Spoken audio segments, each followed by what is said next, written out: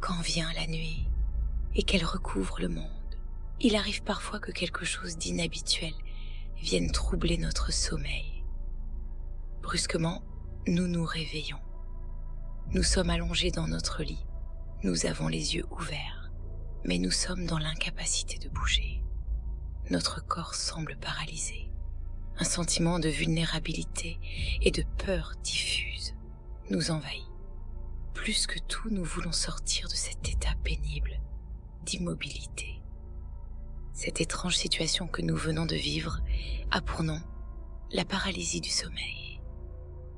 Elle est plus fréquente chez les personnes qui pratiquent le rêve lucide. La paralysie du sommeil est considérée par le milieu médical comme un trouble neurologique plutôt bénin, mais qu'il faut surveiller et traiter s'il est récurrent. Notre médecin, avec sa bonne tête sécurisante, nous dira que notre cerveau a rencontré un petit problème durant notre sommeil, à cause certainement d'un souci ou d'un stress dans la journée. Selon lui, nous avons eu tout simplement une mauvaise transition entre les phases du sommeil paradoxal et l'éveil.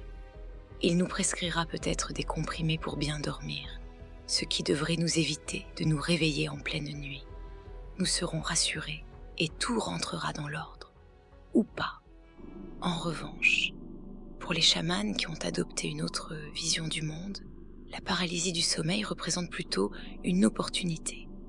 D'après ces spécialistes, des états modifiés de conscience. La paralysie du sommeil correspond au réveil de notre second corps, notre jumeau énergétique, qu'on appelle aussi le corps de rêve. Vous pouvez, si vous le souhaitez, vous reporter à la vidéo qui lui est consacrée sur ma chaîne. Et lorsque nous nous réveillons avec notre corps de rêve dans notre lit, nous essayons naturellement de remuer nos membres ou de nous lever, comme nous le ferions avec notre corps physique. Mais c'est impossible, car notre corps de rêve est différent du corps physique. Il est constitué de pure énergie et ne possède aucun muscle ni tendon que nous pourrions solliciter pour soulever un bras ou une jambe. En fait, le corps de rêve a une façon très spéciale de se mouvoir, que l'on abordera plus loin. En ce qui concerne la paralysie du sommeil, en plus de la pénible impression d'être incapable de bouger, s'ajoute un autre ressenti encore plus troublant. De nombreuses personnes qui font l'expérience de la paralysie du sommeil racontent qu'ils ont eu la sensation d'une présence dans leur chambre, tandis qu'ils s'évertuaient à remuer ou à se réveiller. Certains voient une ombre ou une silhouette vague. Ces visions ne sont-elles que de pures hallucinations, issues de notre esprit, en proie au délire. C'est ce que penseront les esprits sérieux et rationnels. Leur certitude est basée sur la conviction que le monde est exactement tel qu'ils se l'imaginent. Dans nos sociétés modernes et technologiques, nous sommes convaincus que les murs solides de notre chambre, de notre maison ou de notre appartement et les portes fermées à double tour nous garantissent d'être à l'abri des intrusions, notamment celles perpétrées par un cambrioleur. Ce qui est vrai dans la plupart des cas, mais la représentation du monde sur laquelle nous nous basons pour percevoir notre environnement a exclu certains aspects de la réalité que devront redécouvrir ceux qui s'engagent dans la voie du rêve. Un de ces aspects cachés de la réalité est le fait qu'il existe quantité d'êtres vivants et doués de conscience, mais que nos yeux ne sont en général pas capables de voir, car ils sont dépourvus d'organismes biologiques. Ces êtres portent différents noms suivant les cas. Fées, anges, lutins, djinns, esprits de la nature, fantômes, extraterrestres et aussi flyers. Pour synthétiser, je les qualifierai tout simplement d'êtres inorganiques. Puisque ces êtres inorganiques ne possèdent pas d'organisme, ils ne sont pas concernés par les obstacles matériels tels que les murs de béton ou les portes fermées. Mais revenons à la paralysie du sommeil. Pour les chamans, ce n'est pas par hasard que notre corps de rêve s'est brusquement réveillé. Quelque chose, une force étrangère, l'a obligé à sortir de la léthargie au sein de laquelle il végète la plupart du temps. En fait, il faudrait plutôt dire que cette force étrangère l'a aidé à émerger de son éternel engourdissement dans lequel il est condamné à demeurer, faute d'énergie. Cette force étrangère est le plus souvent un être inorganique qui a été attiré par nous. Peut-être a-t-il été appâté par notre énergie. Peut-être est-il lié à nous depuis longtemps. Ou peut-être est-ce nous qui lui avons fait signe sans que nous en soyons conscients. Il peut exister des tas de raisons expliquant l'intrusion d'un être inorganique dans notre chambre. Toutefois, la raison principale est toujours l'énergie. Comme tous les êtres vivants dans l'univers, les créatures inorganiques sont à la recherche d'énergie, notamment celle que dégagent nos émotions. L'énergie de la peur leur convient très bien, mais celle de l'amour ou du désir sexuel pourrait tout aussi bien les satisfaire. Pour parvenir à leur fin, ils adoptent l'apparence et le comportement qui nous inspire des émotions génératrices d'énergie. En général, notre première réaction à leur présence est la frayeur animale. Et donc, ils nous apparaissent le plus souvent sous une forme effrayante.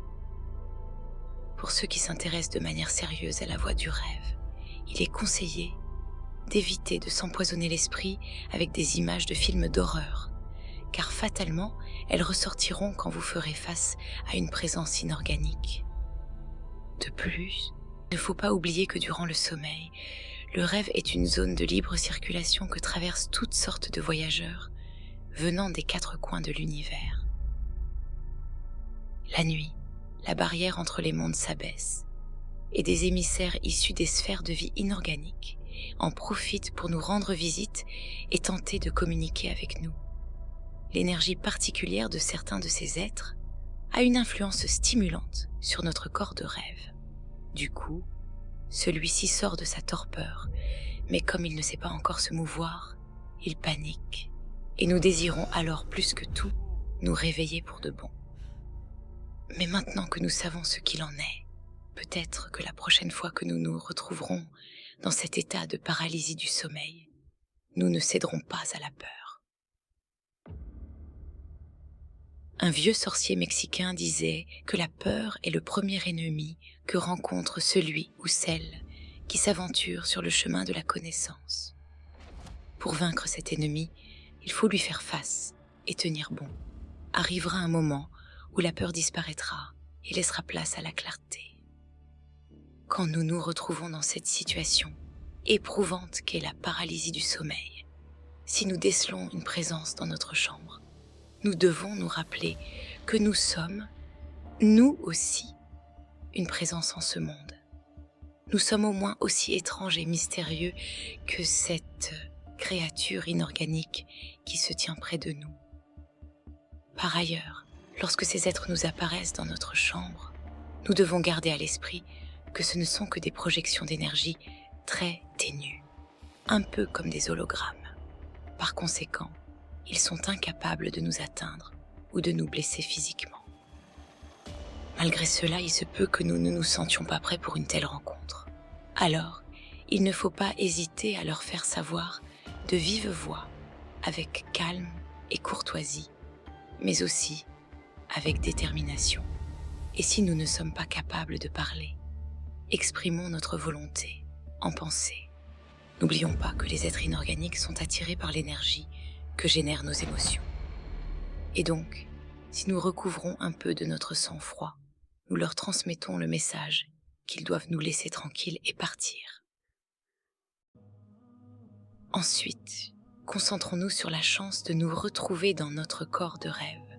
Ce n'est pas si souvent que cela arrive après tout. Il reste à apprendre comment se mouvoir et comment se déplacer avec notre double énergétique.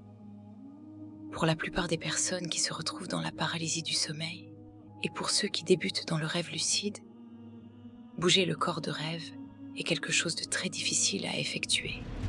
Cela peut se comprendre, puisque pour y parvenir, il faut utiliser une force qui existe en nous, mais qui n'est quasiment jamais sollicitée de manière délibérée durant notre existence. Cette force jaillit depuis le milieu de notre être, au niveau du ventre, où se situe le centre d'énergie que les hindouistes nomment chakra sacré. les sorciers de l'ancien Mexique nommaient cette force volonté, tandis que dans les livres d'Eldo Galil, qui se réfèrent à la connaissance de l'Égypte antique, elle s'appelle Sekem. C'est au cours d'un rêve lucide qu'il est plus facile de prendre conscience et d'expérimenter cette force qui émane du ventre. Dans le cas des femmes, elle naît dans la matrice. Grâce à elle, nous pouvons manipuler à distance les objets ou les personnages du rêve. C'est tout simplement de la télékinésie. La volonté, ou Sekem, est une sensation subtile, issue de la zone abdominale, qui nous relie à tout ce qui nous environne. Grâce à cette force en nous, nous pouvons transformer la paralysie du sommeil en une expérience nouvelle et mystérieuse. Néanmoins, comme pour tout ce qui touche à la voie du rêve, nous aurons à faire preuve de patience et de résolution pour maîtriser la volonté et être capables d'ouvrir nos ailes. La prochaine fois que nous nous réveillerons dans notre lit en pleine nuit, avec cette sensation d'immobilité forcée, rappelons-nous que nous sommes dans notre corps de rêve.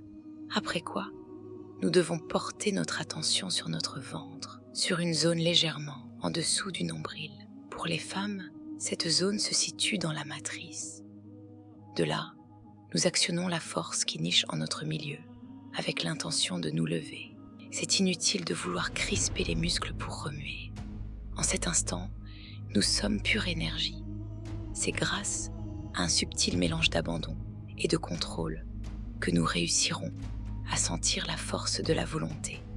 Elle va nous tirer sur le côté ou vers l'avant. Il suffit de se laisser aller. Si nous y parvenons, il ne reste plus ensuite qu'à nous déplacer, en glissant au-dessus du sol, sans essayer de nous servir de nos jambes pour marcher. Déambuler avec notre corps de rêve dans notre chambre et au-delà est une merveilleuse sensation. Notre double énergétique est comme un être inorganique. Il peut traverser les murs, voler et accomplir tout ce qui lui chante. Splendide! Et bonjour la classe! Maintenant on va s'éclater. Pourquoi? Parce que j'ai une jeunesse de retard.